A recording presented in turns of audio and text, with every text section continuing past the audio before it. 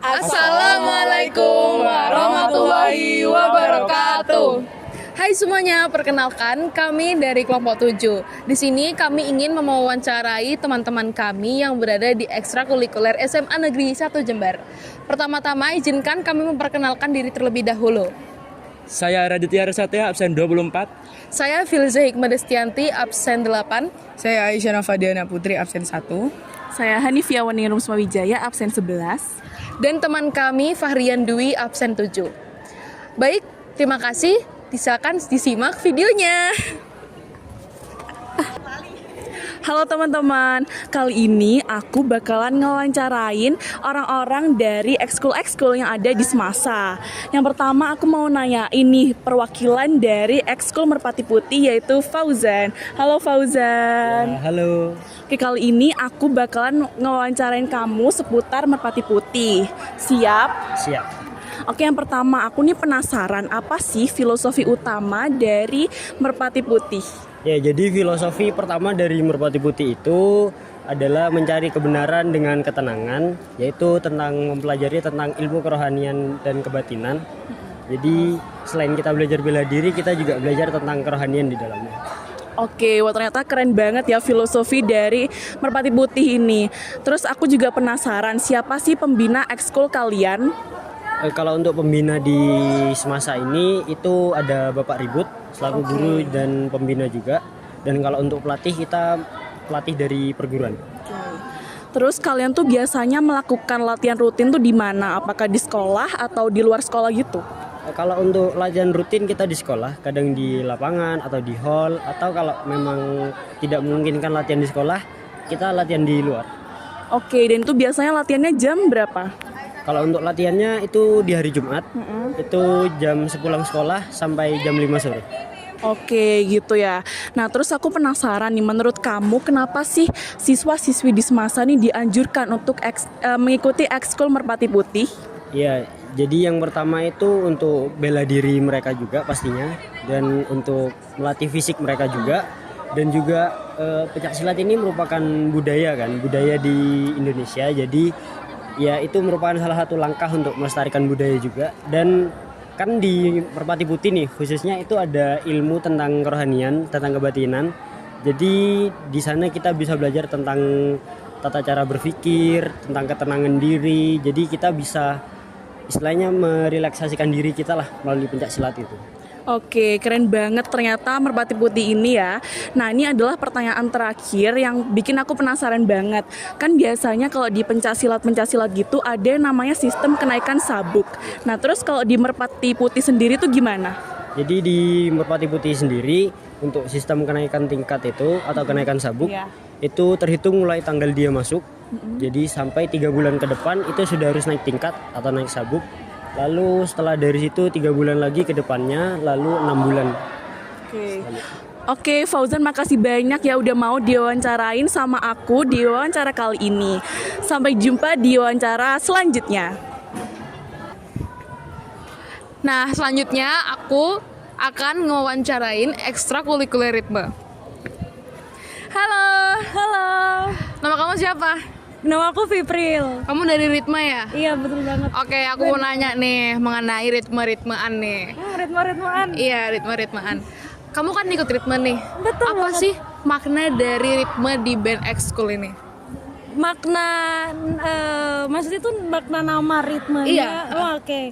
Kan ritme sendiri tuh kan eskul musik ya. Jadi kalau kita bicara tentang musik kita nggak bisa jauh-jauh dari apapun itu yang bersangkutan dengan musik. Jadi misal kayak nada, ritme, nama kita ambillah salah satunya dari itu. Makanya kita namain eskul kita tuh menjadi eskul ritme. Oke, nah selanjutnya karena itu kan kadang ada audisi band sekolah nih. Nggak tahu. Audisi band. Itu tuh yang boleh ikut audisi band tersebut hanya boleh ritme atau seluruh siswa-siswa SMA Negeri 1 Jember aja nih? Pastinya semuanya dong. Kita membuka untuk semuanya. Karena kan kalau misalnya ikut dari ritme sendiri, ntar yang menang dari ritme sendiri dong. Maksudnya kayak biasanya kalau di audisi tuh malah ritmenya yang nggak boleh ikut gitu. Oh gitu. Iya Oke. betul kayak gitu. Nah selanjutnya ritme ini tuh tampilnya kapan sih di acara-acara sekolah? apakah cuman hal hari-hari tertentu aja atau event-event tertentu aja atau gimana? So far kebanyakan ini ya tampil terus, ritme tampil terus. Cuman ada beberapa emang acara kayak mungkin acara-acara keagamaan kayak Isra Mi'raj, ritme nggak tampil kayak gitu. Oke, nah Ritme ini kan sering tampil ya. Kira-kira Ritme ini tuh tampilnya tuh cuman di acara-acara seneng aja atau internal tuh kadang Ritme juga ikut tampil? Iya dong, pasti nggak cuma di di sekolah doang. Jadi band-band ritme ini juga memiliki kemampuan yang benar-benar wah bisa nampilin di luar sekolah juga. Kayak kemarin ngisi di acara Prabandakara, terus Sun bakal tampil bareng Tensi. Nah selanjutnya cara mengatur formasi di Ritme ini tuh gimana? Karena kan kadang ada tuh kayak anggota Ritme yang dia ini kemampuannya tuh belum matang sempurna. Tuh gimana sih ekskul Ritme buat ngeajarinnya terus ngenata formasinya gitu? Nah jadi ekskul Ritme ini biasanya 2 minggu latihan, 2 minggu jamming. Nah 2 minggu latihan ini kita disuruh buat kayak masuk ke kelasnya, ke bidangnya masing-masing. Misal yang drum, yang gitar, yang piano. Nah nanti setelah latihan 2 minggu itu ntar sisa 2 minggunya ini kita main bareng-bareng atau bisa disebut jamming. Nah kita juga pakai tentor sebaya. Jadi setiap kelas itu yang udah lebih bisa itu ngajarin yang masih belum bisa kayak gitu. Berarti kamu ngajarin adik-adik yang belum bisa gitu? Iya bener. Kamu bagian apa nih kalau boleh tahu? Kebetulan aku megang keyboard piano. Wow, keren banget ya. Nah ini pertanyaan terakhir nih. Kira-kira di ekskul Ritme ini apakah ada ketentuan khusus buat masuknya? Apakah ini tuh terbuka untuk semua siswa-siswi SMA Negeri 1 Jember? Terbuka untuk ini ya semua ya, nggak tanpa terkecuali. Jadi kalau misal kalian nggak bisa, bener-bener nggak bisa, nggak punya ilmunya main musik, nggak apa-apa, nanti diajarin sama kakak-kakaknya, nanti diajarin gitu. Oke, makasih Vipril. Sama-sama. Ya, jadi yang kedua kita akan wawancara dengan ekskul sketsa. Dengan siapa saya berwawancara? Alea. Oke Mbak Alea, yang pertama Mbak Alea ini kan pemain DBL ya? Iya. Nah, apa saja sih persiapan yang bisa Mbak Alea lakukan ketika persiapan menuju DBL?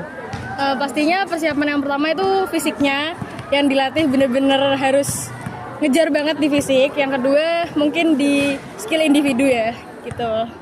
Oke, baik. Kemudian pertanyaan kedua, Mbak Alea ini kan ikut ekskul sketsa ya namanya? Benar. Siapa sih pelatih dari ekskul sketsa? Pelatihnya ada 2, yaitu Coach Haris sama Coach Angga. Ya, jadi pertanyaan yang ketiga, di mana sih tempat latihan dari ekskul sketsa dan juga latihan DBL? Oke. Kalau latihannya sendiri biasanya di sekolah, tapi kadang juga latihannya di GOR biar memantepin tempatnya buat DBL nanti gitu. Kemudian, kapan sih ekskul sketsa ini melakukan latihan? Kalau untuk DBL-nya sendiri itu latihannya tiap hari. Kalau latihan sketsanya setiap hari Selasa, Kamis, sama Sabtu. Oke, setiap hari Selasa, Kamis, dan Sabtu ya. Kemudian mengapa sih ekskul sketsa ini menjadi ekskul yang sangat diminati oleh sebagian besar siswa-siswi SMA Negeri 1 Jember? Mungkin ini ya karena akhir-akhir ini lagi prestasinya lagi meningkat banget. Jadi banyak yang tertarik gitu. Sip, bagus. Pertanyaan terakhir untuk Mbak Lea, bagaimana sih cara melatih kekompakan tim dalam bermain basket ini? Karena seperti yang kita ketahui bersama, dalam memainkan basket ini harus memiliki semangat kekompakan. Bener banget, di basket tuh harus banget ada yang namanya chemistry. Jadi cara membangunnya tuh biasanya kita dengan komunikasi kayak keluar bareng, bercanda bareng gitu-gitu. Baik, selesai sudah wawancara dengan Mbak Alea sebagai narasumber kedua. Terima kasih Mbak Alea. Iya, sama-sama.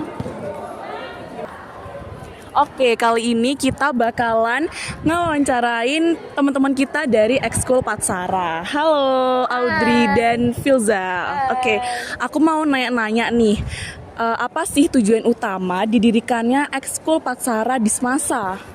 Nah, jadi tujuan utamanya itu untuk mengumpulkan siswa-siswi SMA Negeri 1 Jember yang memiliki bakat dan minat di bidang musik, terutama vokal. Nah, setelah mereka udah dikumpulkan, mereka akan dikembangkan bakat dan minatnya di situ.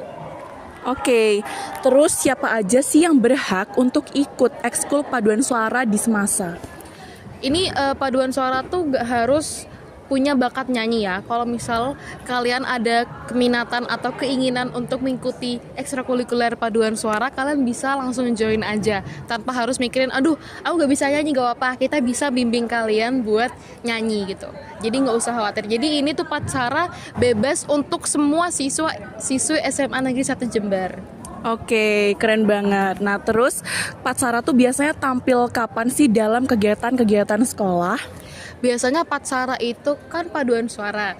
Kita itu tampil setiap hari Senin untuk upacara sekolah, lalu event-event sekolah yang diadakan seperti Disnatalis, Putra-Putri Semasa, dan Hari Guru, dan lain-lainnya. Oke, ternyata banyak banget ya event-event yang diadakan oleh Patsara gitu. Ya, kemudian untuk pertanyaan berikutnya yaitu di mana sih tempat latihan dari paduan suara itu sendiri?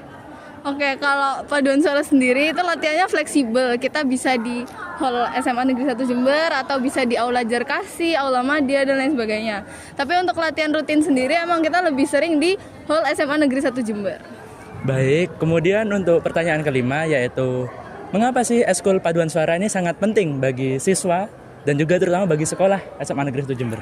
Kalau buat siswa sendiri, ekskul paduan suara ini tuh untuk mengumpulkan anak-anak yang punya keterampilan yang sama, yaitu di bidang nyanyi. Dan untuk sekolah sendiri untuk memajukan citra sekolah. Wah, bagus sekali ya berarti sama paduan suara ini. Kemudian untuk pertanyaan terakhir ini ya, bagaimana sih cara melatih kekompakan? Karena kan di paduan suara ini memiliki beberapa suara-suara kan yang berbeda setiap anggotanya. Bagaimana cara melatih kekompakan dari masing-masing anggota?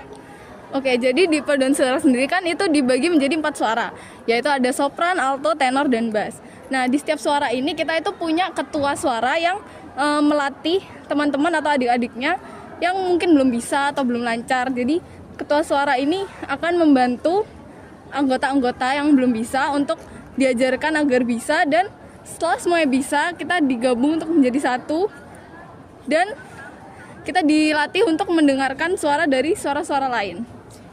Oke, terima kasih banyak kepada Mbak Filza dan juga Mbak Audrey.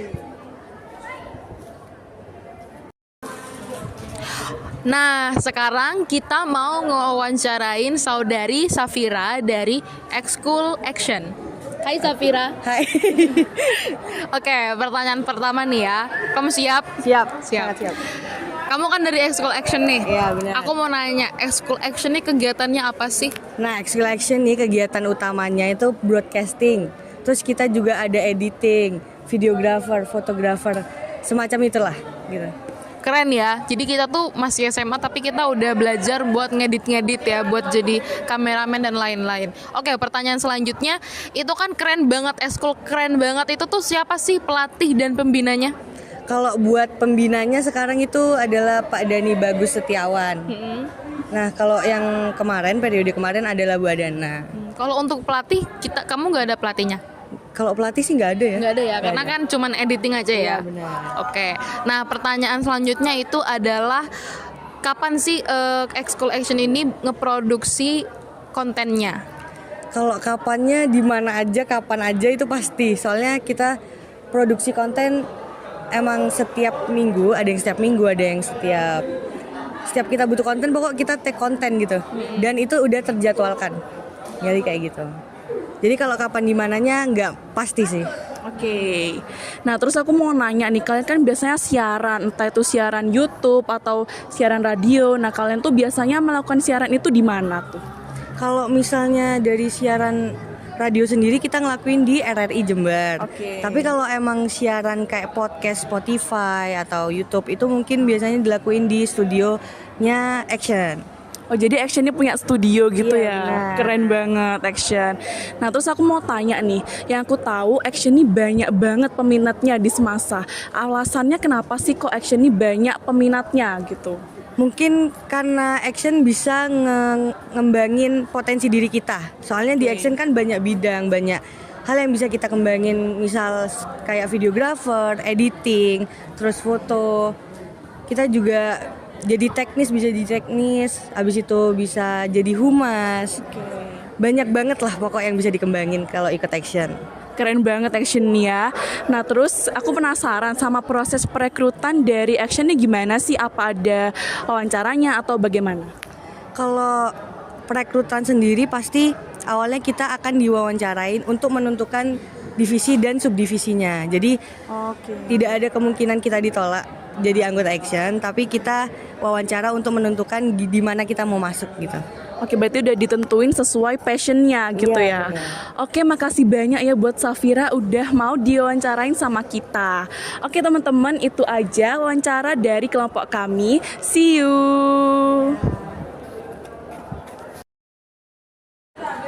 Oke, sekian dulu video wawancara dari kelompok 7. Terima kasih. Assalamualaikum. Dadah.